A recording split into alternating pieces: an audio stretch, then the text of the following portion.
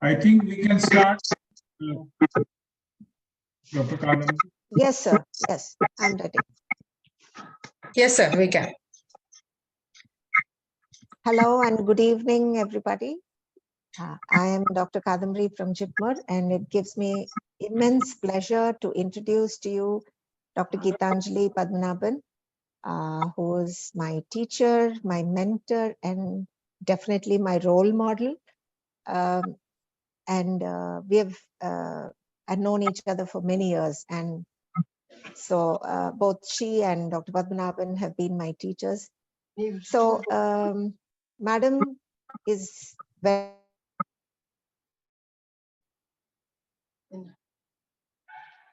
she has been director of AIMS Bhubaneswar for 5 years, and after that she's currently working in the Gitam University, deemed university at Visakhapatnam as pro vice chancellor, and she takes care of the medical education areas in the Gitam University. So her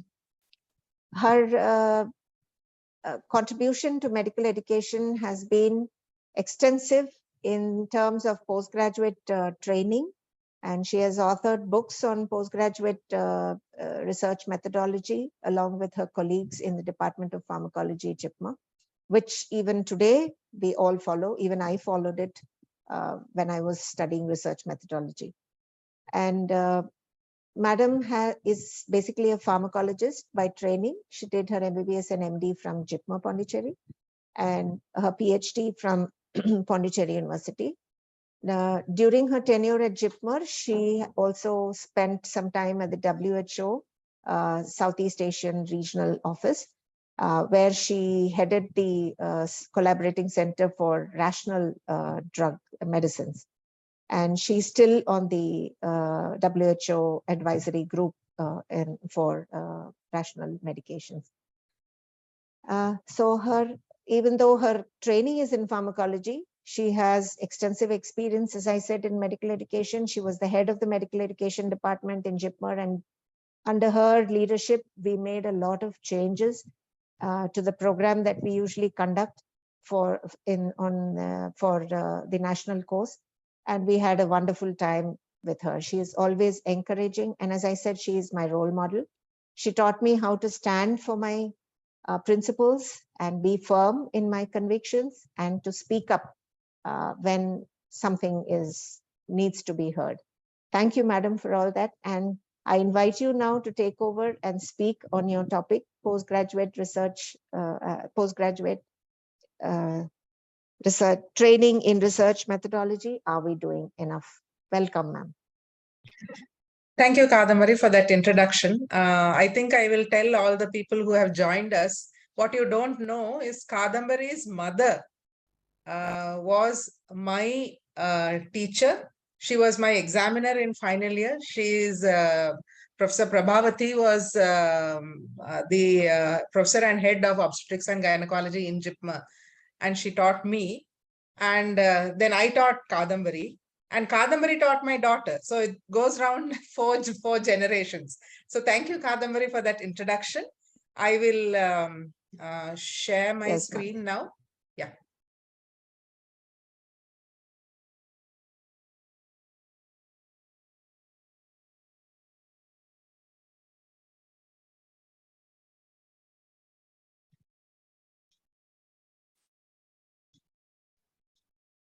Yes, ma'am. It's visible.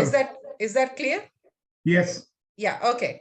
So first of all, I would like to thank MEU India, Professor Sanjay Bedi and Dr. Tejinder Singh for giving me the honor of conferring a Lifetime Achievement Award and requesting me to give the Dr. Rita Sood Memorial Oration today. I think it's a great privilege and an honor to do this, and I thank you so much for giving me this opportunity. I'm going to talk to you about something which is very close to my heart today. And before I begin, I would like to say a few words about Professor Rita Sood. I have met her many times. We have shared platforms together. And the two words which come to my mind whenever I used to see Professor Rita were that she was understated elegance. There was something about her, the way she dressed, the way she carried herself, the way she spoke with others, the way she gave her presentations. They were fantastic presentations. And whenever you were in her presence, you felt that here was a lady whom, I would like to be like, I would like to emulate the way she carried herself and the way she interacted with people and all that. Rita, you were taken too soon.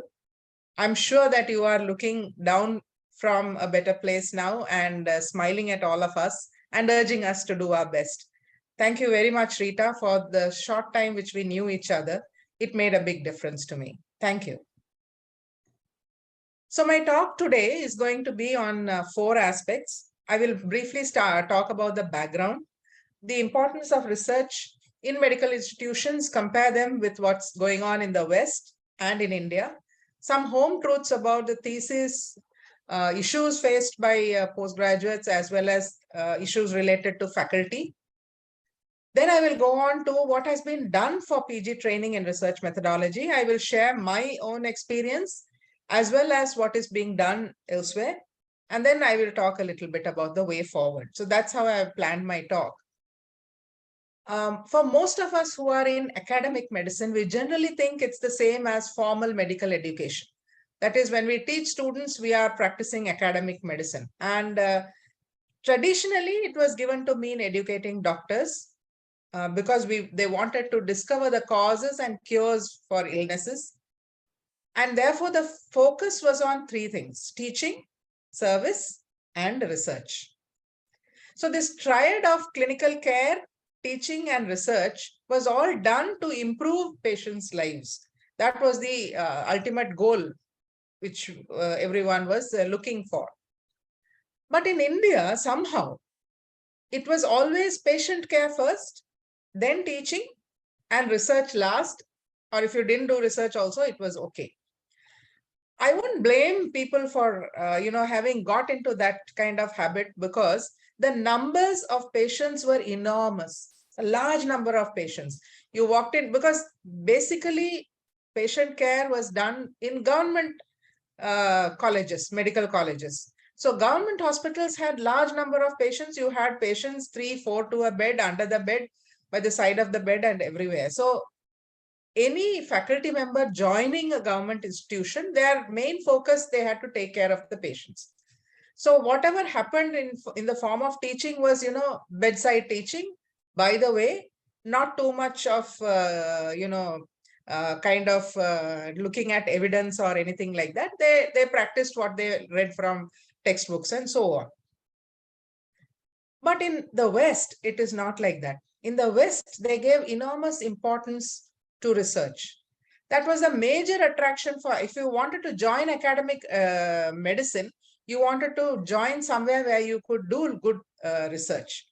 And leadership positions in medical schools are decided on the academic output of the people who wanted to become leaders.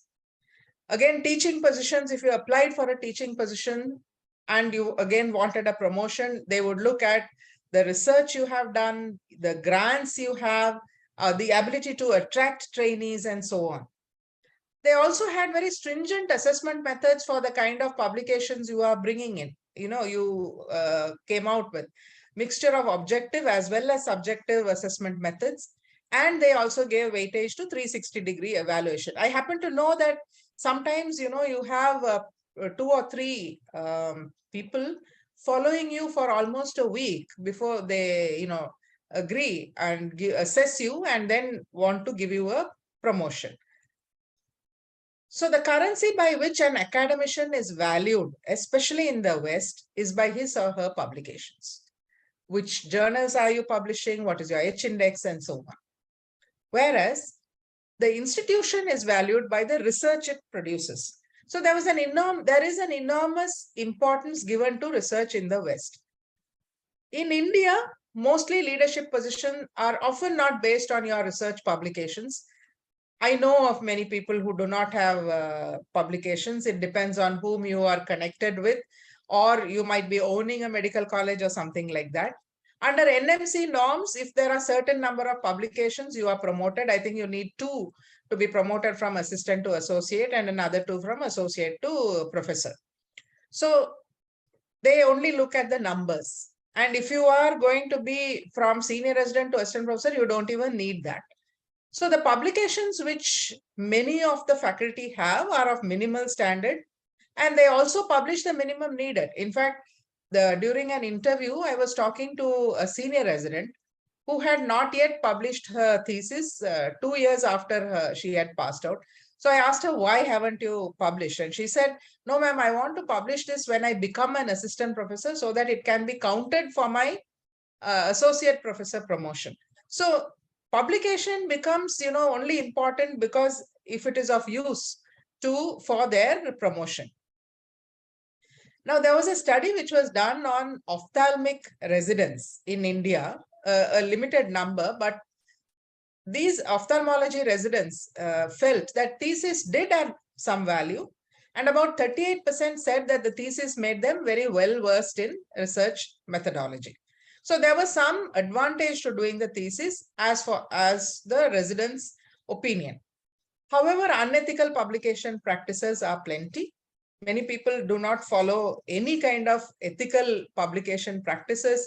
If they can get away with plagiarism, they do. Otherwise, copying, all kinds of things go on, including scientific misconduct. So this is a very sad thing which is happening because we are expected to publish. However, we are not alone. Just this month, the Stanford University started investigation into its own president for alleged scientific misconduct. He has published in Nature Science, is a very well-known neuroscientist. However, they found that some of the figures were, altered, and they found that some had been flipped and so on. So it happens to the best of the institutions. Only thing is, in the West, when it happens, people are investigated and they will be taken to task if they were found guilty. Now, the importance given for research by faculty in medical colleges in India is very less. We generally give a lot of importance to people who are considered good clinicians, or is he a good surgeon? And that kind. So clinical acumen is very much appreciated, whereas research is not that appreciated in India.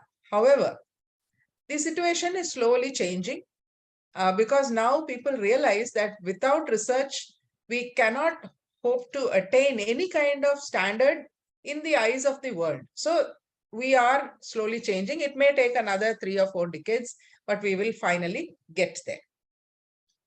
So should research be a part of the postgraduate training? Obviously, the answer is yes. MCI itself said that these are some of the reasons which MCI gives, that it helps to develop a scientific attitude, creates a spirit of inquiry in the student. It also facilitates critical thinking. And because you are doing a thesis, you'll need to critically appraise literature as well as your data, whichever you have collected. It may contribute to new knowledge, hopefully. And supposing a student has selected a topic, they start learning in detail about the topic. So they learn the latest advances of a particular topic. Now, the core committee, Institute of International Medical Education, came out with a paper. Now it's almost 20 years, saying that training in research makes doctors better clinicians. So clinical decision-making becomes better when someone has training in research. So therefore, even if you are a clinician, you must have a research background because that certainly contributes to your clinical decision-making.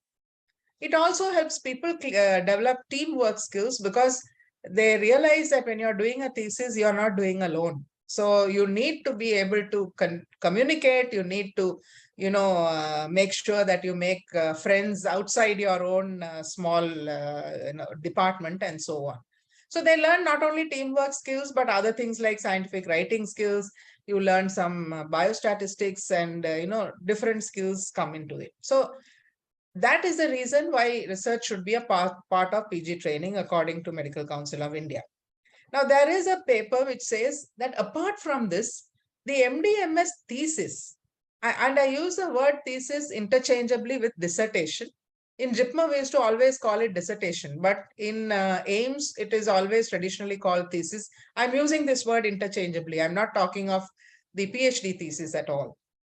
So the functions are that it also extends personal scholarship. Now, we often do not think about this as a function of the MD/MS thesis, how it extends your personal scholarship. You may be able to generate knowledge, and then a lot of training happens when you start to do something. You may be contributing to the growth of the specialty, and this is in a good way, because it's not just, it doesn't end with the thesis, but later on you may contribute to writing some scientific guidelines or position papers or whatever it is. So you do contribute to the growth of the specialty, and sometimes because of your personal involvement in the topic, you may take it up as your area of specialization. So in that sense, this is the functions of an MD or MS thesis is a little different from why we do the research. So looking back, what was the principle? What made these people decide that a thesis should be included as a part of the curriculum for MD/MS or DM/MCH? I think main reason was that they felt that the residents would learn by doing something, experiential learning, even though there might not be much of reflection. But certainly when you do something, you learn. It's just like cooking. You might be looking at a recipe book and cook, but if you do cook personally, then you realize how to tweak things. So the principle behind it was that you learn when you do something. So in the West, many schools continue to have thesis as a part of their training for their medical residents. And all residents and fellows are expected to participate in scholarship. But scholarship is defined, a thesis may or may not be a part of the program. So individual flexibility is given to various specialties. And that's the difference which you see between the West and in India. For example, the Accreditation Council for Graduate Medical Education says the program and faculty must create an environment that fosters the acquisition of such skills through resident participation in scholarly activity. And they define these skills as ability to think critically, evaluate literature, appropriately assimilate new knowledge, and practice lifelong learning. So this they have defined there. So the ACGME recognizes that there may be differences in scholarship requirements between different specialties and between residencies and fellowships in the same specialty. So a lot of flexibility is given. So I'm just giving you an example. There are two specialties. One is allergy and immunology and anesthesiology. If you see both, for both, they say residents must participate in scholarship. So that is common for both. But if you look at in allergy and immunology, they say that the program must provide residents with the research experience that results in an understanding of the basic principles of study design, performance, data analysis, and reporting research results. Whereas here they say each resident must complete under faculty member supervision an academic assignment. So here in for allergy immunology, they expect them to do some research. And in this also they clarify, they say that they must design and conduct research that is either laboratory-based, epidemiologic, continuous quality improvement, and so on. And then residents must present their findings orally and in writing. Whereas if you see in anesthesiology, they say that academic assignments should include grand round presentation, preparation and publication of review articles, book chapters, manuals for teaching and clinical practice. So they define what these academic assignments could be, and it does not necessarily include a thesis. But they also say that the residents should, investigation should be suitable for presentation at regional or national scientific meetings and or result in peer-reviewed abstracts or manuscripts. So they don't expect a thesis, but they would certainly expect you to publish in a journal.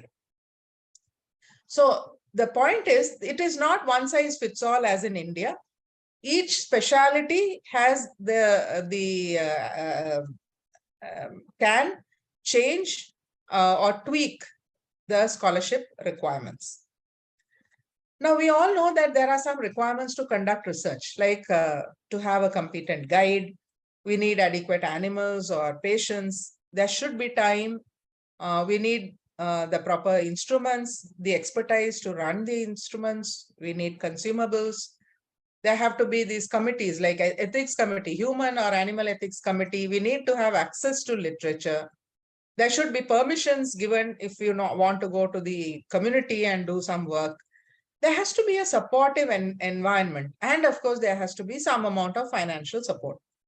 Now, we know these are some of the requirements to conduct research. However, are they available for the residents? Or are they available even for the faculty? For example, competent guide.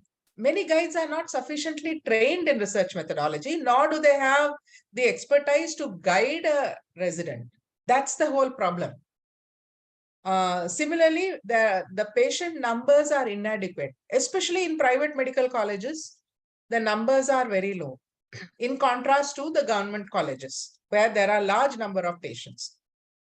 Time, we are not given protected time, nor do we want to give protected time for the residents to do any kind of work, research work. Instruments, there is lack of research infrastructure, except in a few institutions of national importance and some very good colleges. The research infrastructure is very poor. Consumables are almost always in short supply. There are no funds to procure. And if a resident wants to use some kits or something like that, he or she has to buy it themselves. Mostly it is not given from the department. So similarly, ethics committee, one of the papers in Indian Journal of Ophthalmology, they said that about 25% of the residents did not even submit their protocol to the ethics committee, even though they did a study in humans. Access to literature is very much limited. I remember in AIIMS Bhubaneswar, we used to spend about 3.24 crores every year just for subscriptions. This kind of money is not available in many of the colleges, and therefore people resort to only searching in Google or Google Scholar, and at the most they will look at only free publications which are available free to access. Again, permission, sometimes it depends, it's difficult to get. If you have good rapport with the government, then you might get. Sometimes it is a political decision and you are not given permission to, let's say, work in some tribal areas. You find it very difficult to get permission. Similarly, supportive environment is lacking, and financial support is mostly not available. So all the requirements to conduct research is either not available or is in short supply. So unless you choose topics where you don't have to spend something or without any funding you can go, it is very difficult to do meaningful work. You have, in contrast, in the West, they have grants, and generally residents are attached to people who have grants who will allow you to do this kind of a work. So there's a motivating environment in the West. So that's very different to the kind of environment we have. However, we need to change this. It's not that this environment was always given in the West. They changed it because they felt the need. There is a lot of importance given to, curiosity, doing things, and, application research, translational research, finding answers to your problems in the West. That is not happening here. And unless we change this, things are not going to get better. So what are the current issues that postgraduates face when they are doing a thesis? You will find that recently there are large increase in number of postgraduates in every department. I remember Dr. Kadambari telling me that in their own department, there are about 25 postgraduates every year. So if you have any kind of, if you in 3 years, you have 75. You may not even know the names of your postgraduates. So when the intake is increased, there is no corresponding increase in bed strength. So people are fighting for the same cases. And if somebody wants to admit, then you will admit those faculty members, residents who have certain thesis topics, they may start admitting in terms of that. So it's not a good thing, because you are fighting for patients just to complete your thesis. And especially certain specialties like dermatology, pediatrics, ophthalmology, especially in private medical colleges, patients are very, very less. And what thesis can you do? Because even in the OPD, the patients are less. So the clinical caseload is extremely less. And then if you want to work in the community also, permission is denied sometimes by the state health authorities. So how will you go and do work even in the community? Many times the postgraduates, when they come, they are not in a position to know what work has gone on before, because a central repository for thesis in many colleges, it's not available. So you can't tell them go and see what work has been done. If you want to continue something, do you want to continue that work and things like that? The last point which I want to say is there's no standard system for evaluating a thesis. Different people evaluate differently. Sometimes theses are evaluated very badly. People just say accept or reject without giving proper reasons. And so the guide as well as the student don't know how the thesis is evaluated. However, Professor Abhaya Indrayan has just come out with a paper in Journal of Postgraduate Medicine this October-December 2022, where they have developed a tool, okay, a scoring system for assessment of quality of empirical research in medicine. Perhaps this is the beginning of a tool where we can use it across India. So there will be a particular tool, everyone knows how your thesis will be evaluated, and that probably will improve the quality. It's just like using a tool for reporting, a standard reporting tool. It improved the quality of reporting. So if you want to improve the quality itself, if you want to assess the quality, you need to have a tool. And I think this group has come out and we need to see how good the tool is. So what are the issues related to faculty in doing research? Now, barring a few institutions of national importance, a few private and state medical colleges, there are few examples of exceptions. The output in the majority of the medical colleges is negligible. There are enough publications to show that. And faculty at most of the state government and private medical colleges, they are permitted to do private practice. So their focus is not on training residents, and their time is limited. Their major focus is to go to their practice and do that. So why would they spend time here either treating or teaching or doing research? Besides, the infrastructure itself is very rudimentary. Support is rudimentary, okay, whether it is laboratory manpower, statistical know-how, everything is either not available or difficult to obtain. So when you do research only for promotion, okay, I need 2 papers, I will publish something, then the focus is not on quality. So the major problems plaguing research in India is poor quality. There is lack of oversight. We are not asking good research questions. I couldn't prevent myself from putting this cartoon because this is somewhat the way in which we ask our research questions. Something, let's do something because it needs to be done, kind of a thing. Not being trained in research methodology, that of course is being addressed now. A lot of unethical research and absolutely no research culture in a majority of the places. There are lots of exceptions, but the majority of the places there is no research culture. Now, though we always like to blame the NMC or the MCI and ICMR at times, we need to appreciate that they have done something to promote research. For undergraduate students, they did two things. One is they introduced this short-term studentship program for undergraduate students, which they could do in 2 months. About 1,500 students all over India get this STS.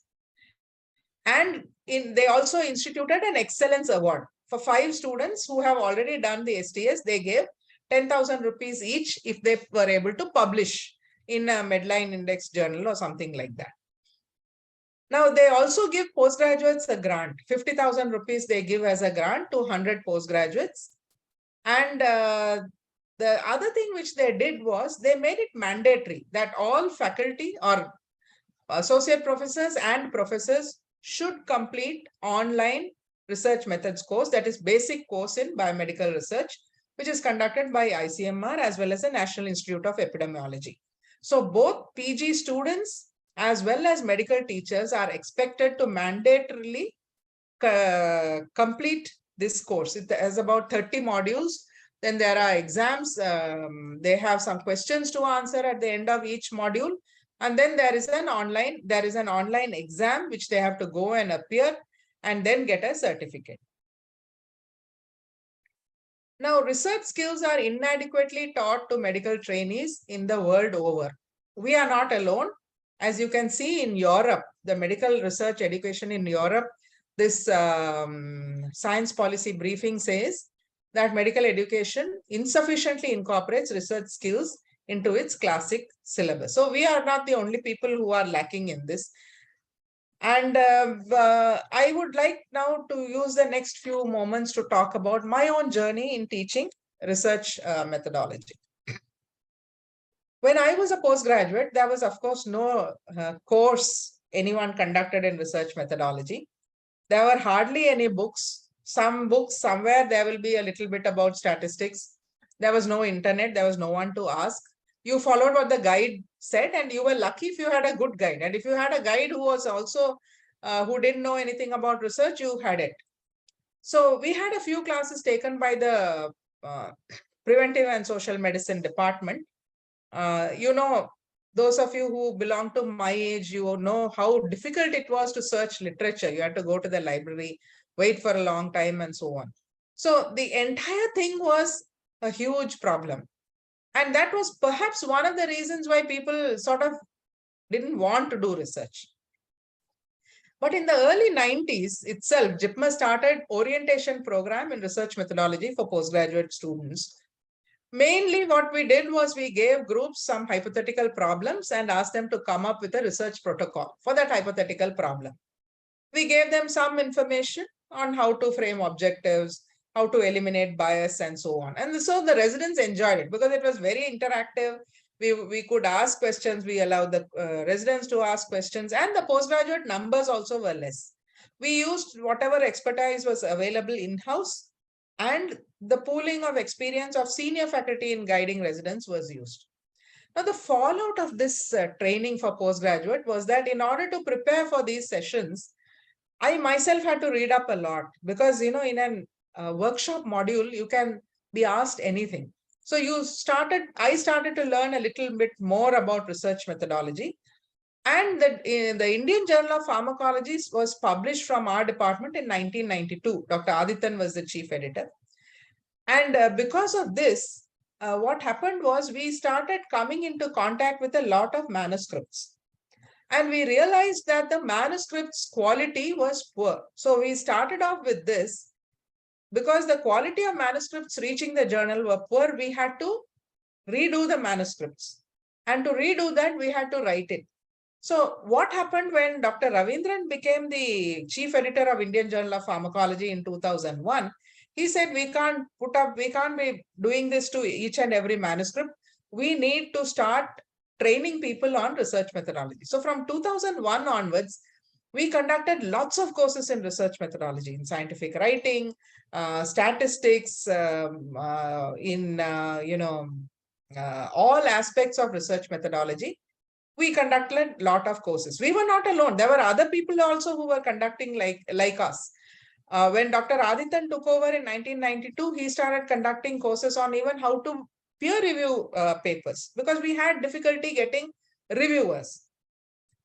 So the spin-off of all these courses was that we were able to create a good team which kept on growing, and we were able to inculcate interest in postgraduates and faculty to improve the quality of research within our own institution. So slowly, the quality of dissertation started improving. And because what happened was the residents knew. So at one point of time, the faculty came and said, now you conduct this course for us because it is time. We know what you are teaching these people. So around that time, Dr. Ravindran and I decided to write this book, A Practical Approach to PG Dissertation, which was one of the earliest books written in India on research methodology. We wanted a book which would fit into the coat pocket. So it was a very small book. Okay. In size, it was a very small book. It cost only 100 rupees, but many people couldn't even afford it. So they used to take the book from us, photocopy it and return it. And we didn't mind because all that we wanted was we wanted people to start reading this book. Now in 2016, I went to AIIMS Bhubaneswar, and that was a different experience for me because here I could do what I wanted if I got my my processes right. And that's what we did. We started conducting research methodology training for postgraduates. We also did hands-on molecular biology methods workshops, especially for students who are in anatomy, physiology, biochemistry, pathology, because they wanted to learn these molecular biology methods hands-on. We introduced an exam in research methodology. This exam was a must appear, must pass. They had to pass it to become eligible to appear in their final exam. We also increased the amount which we were giving as intramural funds. Previously also they were giving intramural grant up to I think 1 or 2 lakhs. We increased it to 5 lakhs, and we were able to give quite a few of the faculty who wanted some seed grants.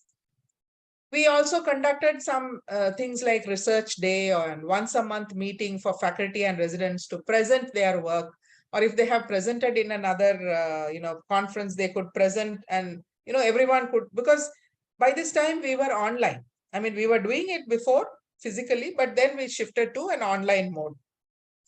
We also encouraged a lot of people to write grants and set up labs in their area of interest. This gave a big boost to people who wanted to work in a particular niche area.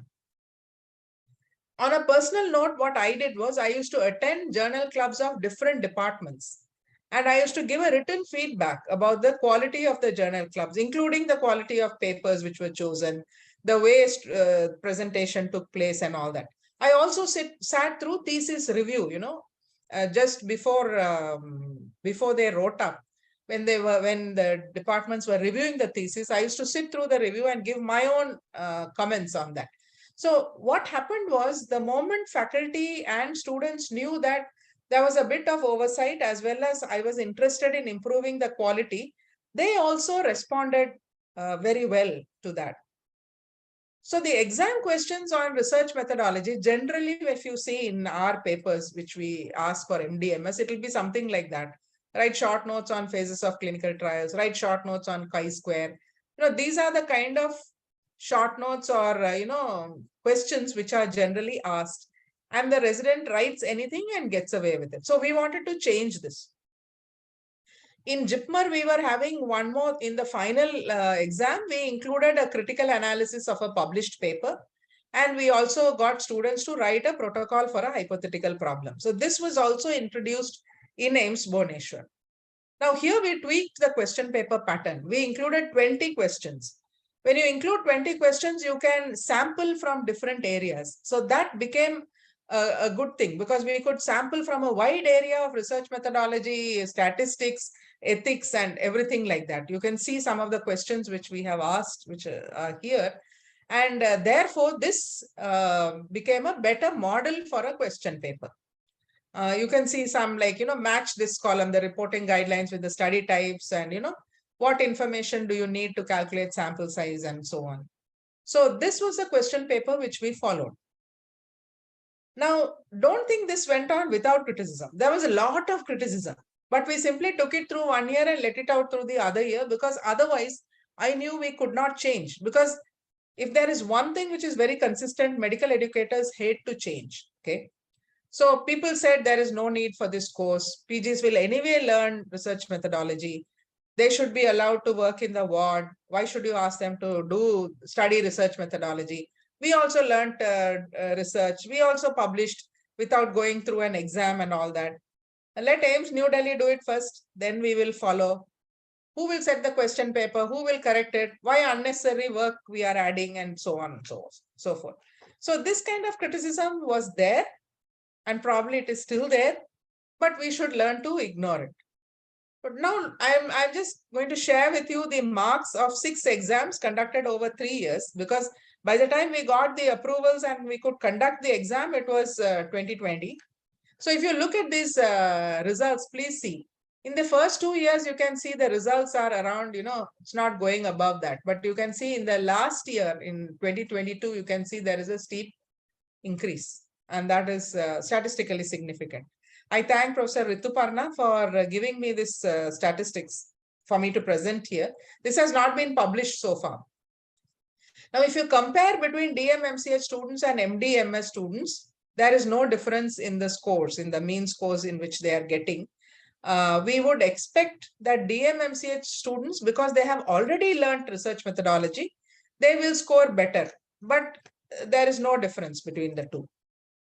If you look at the failures also, there is hardly any difference. Only 1 year, in July 2021, there was the failures were significant in the DMMCH students. But otherwise, there is no difference even in the failures. Between the groups, there is no thing.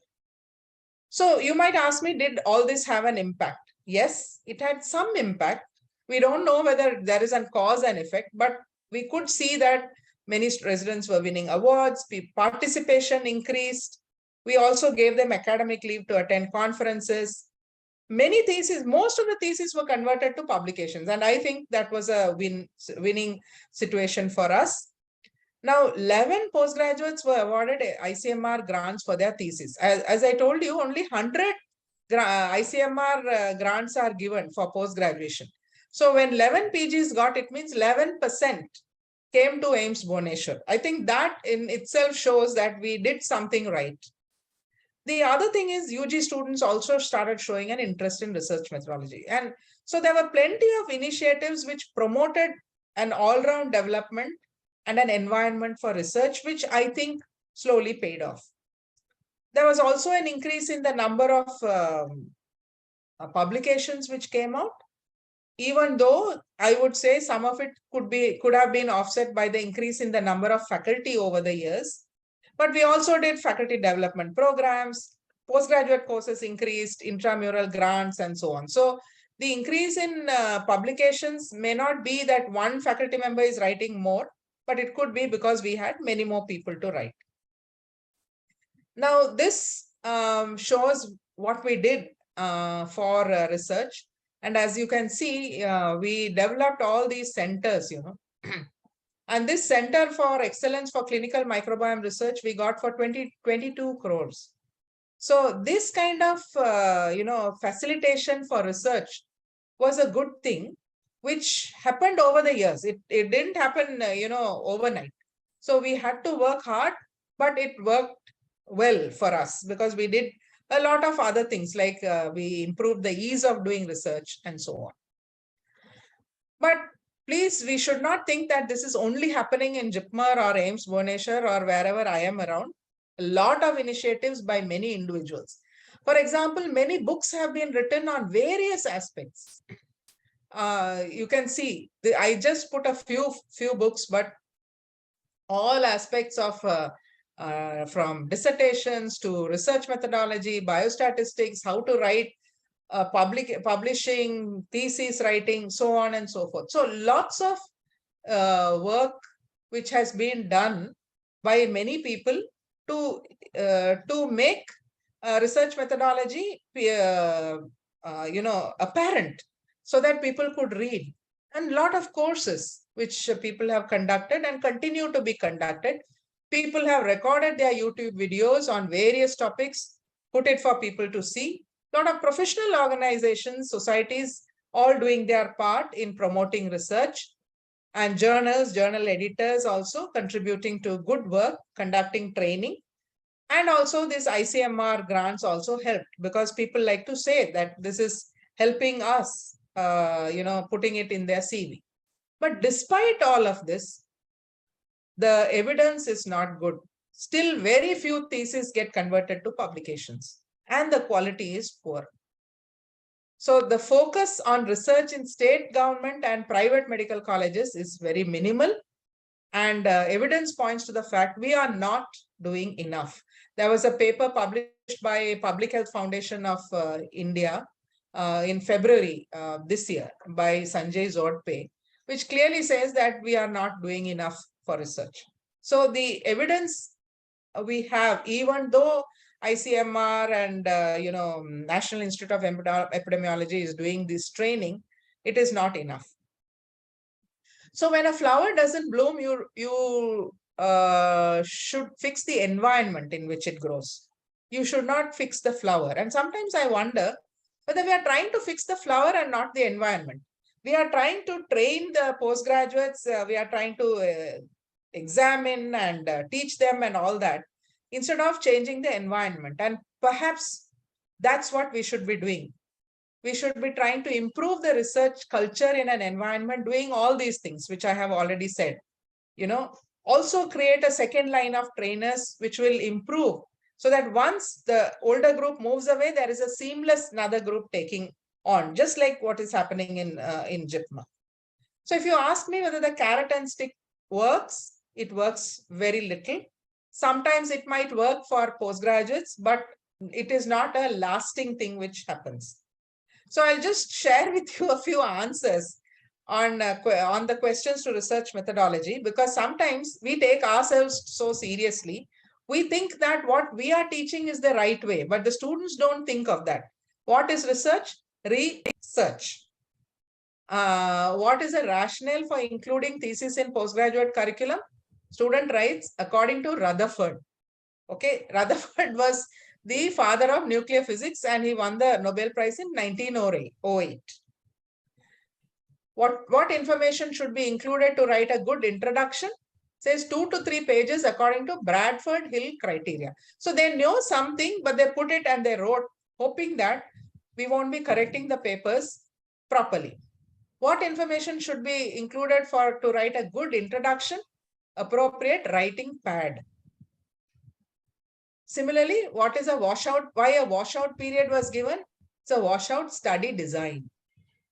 So the point is, students couldn't even name 5 journal names from their own specialty correctly after 1 year of post-graduation.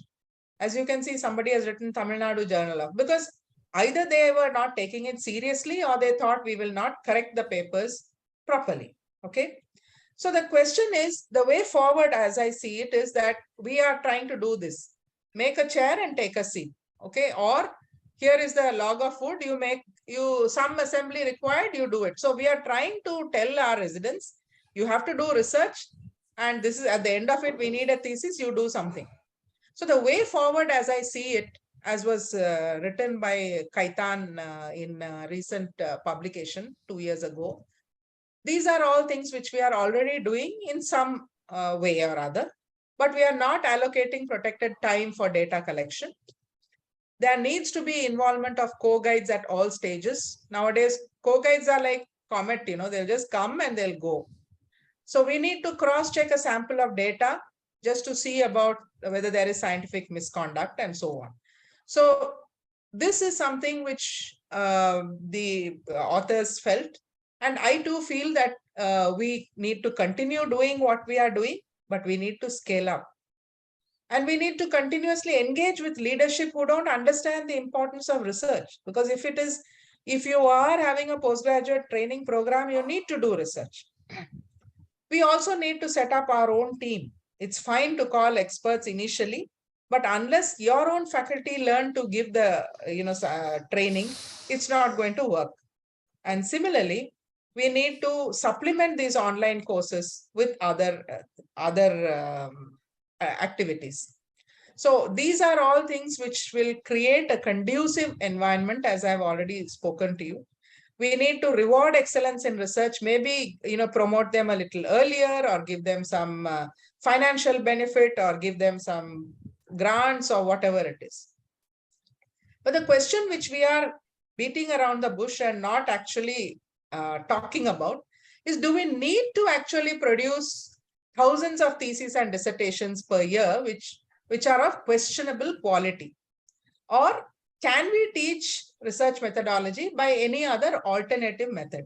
This is the question which we need to ask. Do we need to produce a thesis, a useless thesis, or can we do it, teach the same methodology by using something else? Or can we have people who can do the post-graduation without a thesis? Those who want to do a thesis can be given an extra 6 months or 1 year, and then you give them credit for that.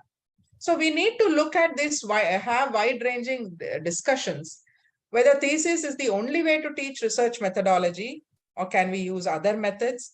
How do we optimize the poor postgraduate patient ratio? Could we use hypothetical problems? Previously, people used to write 10 novel cases. Can we bring that?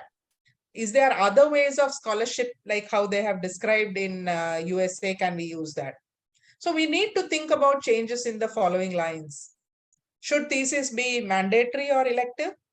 Should there be on-site training or online training? Rakesh Agarwal and group have done a study to show both are the same. Should there be any assessment, like how we are doing in AIIMS Bhubaneswar? Or should there be no assessment or very limited assessment? We need to promote research for undergraduate medical graduates, definitely, because it is a continuum. We cannot just talk to postgraduates and say you do research without having any kind of sensitization to research methodology for undergraduate medical graduates. It has to be done from the undergraduates onwards. Flexibility in time, training required, or if training is to be done, can we make learning more active? So change is very difficult to many of us, but this is something which we should look about. So I'm going to conclude by saying the quality of research in India is low in medical colleges, with few exceptions, and majority of the theses are not getting converted to publications.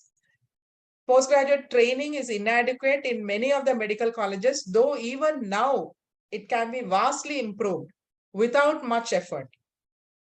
We only need to have the will to do it. So in addition to online training, which is going on by ICMR and National Institute of Epidemiology, we should use a variety of other active learning methods.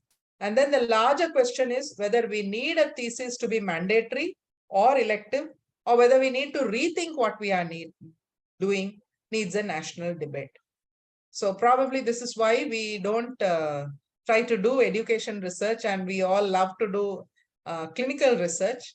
And with this, I thank you all for a very patient hearing. And thank you very much to MEU India for giving me this honor, for allowing me to give this talk. Thank you. Thank you, Dr. Gitanjali. It was a pleasure listening to the words of wisdom and your rich experience. And I'm sure participants would have gained a lot of ideas. Even if few of them put it into practice, I think there is going to be some change in the scenario. So I request Dr. Sanjay Bedi to please award the oration certificate and the Lifetime Achievement Award to Dr. Gitanjali. Thank you, sir.